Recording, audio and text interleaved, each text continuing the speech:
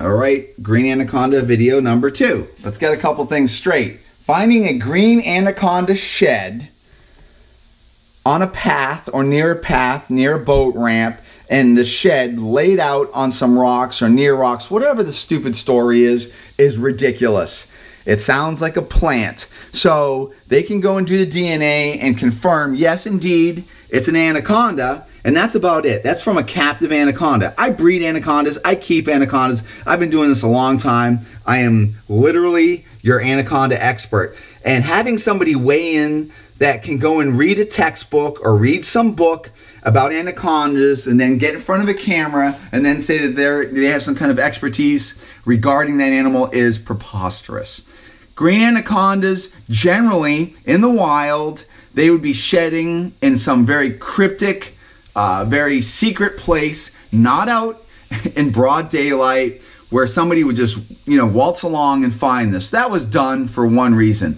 That was done so somebody finds the shed, and basically it supports the idea that there's a loose, giant anaconda swimming around the waterways of Maine. This is not true. This is made up. This is a scam.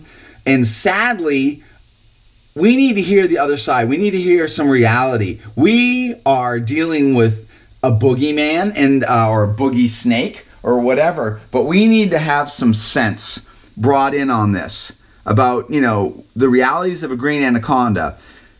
We can talk about size, everything like that. They're dimorphic. Males are much smaller growing. An average size male, 6-7 foot. Female green anacondas, these guys take longer to reach maturity than some other snakes. So it's we need to understand the realities of anacondas. I keep them in a captive situation, which means I deal with accurate parameters of temperature, humidity, and food. So under the proper conditions, I would be lucky if I've raised an anaconda for 5 or 6 years and get a female large enough and ready to actually reproduce. They're not easy to breed in captivity, and they're certainly harder to breed in temperate North America in a cold place. There is zero possibility that a green anaconda could live in Maine for much longer than a month or two during the summer, during the best possible times. They will die during the fall. As it cools down, the anaconda will die. It will succumb to a bacterial or fungal infection that will kill the animal. They cannot live through the winter. They cannot adapt. There's not a chance. It's an absolute reality. So anybody even suggesting that a green anaconda could live throughout most of North America clearly doesn't know what they're talking about. They're giving into nonsense, and it's absolutely ridiculous. Hi, sweetie. She's very curious. They're not bloodthirsty monsters. They really are not.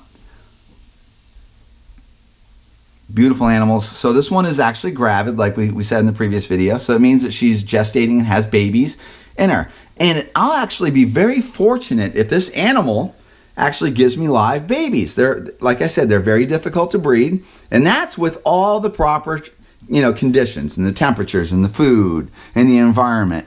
So they don't actually have a lot of babies either. Their babies, however, are very good size. Typical size is about 28 inches for a baby green anaconda.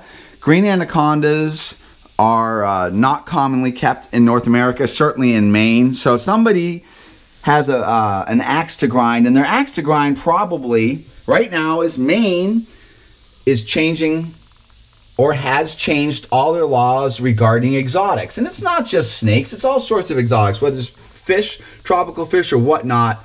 There are people that are trying to end your, I don't know if I want to say it right, but end your abilities to have these animals in their homes.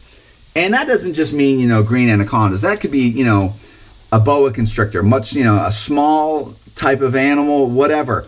And there are people that want to end that. One of the big problems right now is the Humane Society. Humane Society, their mission statement is to end pet keeping in North America. So let's get rid of the fringe people. Well, snake people are definitely fringe people.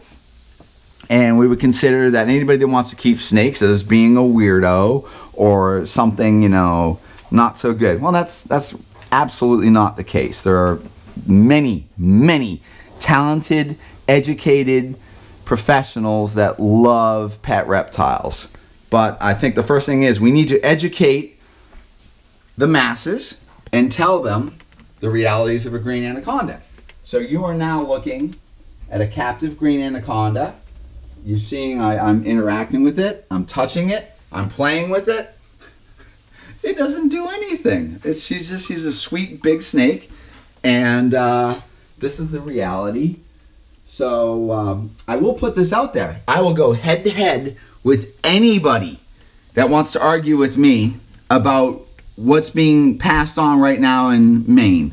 Basically, 95% of what I'm hearing that's being propelled along about the green anaconda or whatever they're saying in Maine is make-believe. We might as well be talking about boogie monsters, chupacabras, goat suckers, Sasquatch, Yeti, whatever the nonsense is. But in this case, they're using a reptile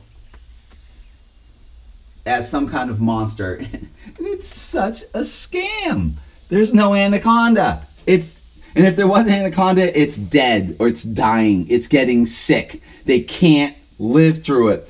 These are such a precise animal with the parameters that they need for temperature and all the requirements. This animal is a terrible invasive. It just can't live. All right, so that's installment number 2. We'll continue.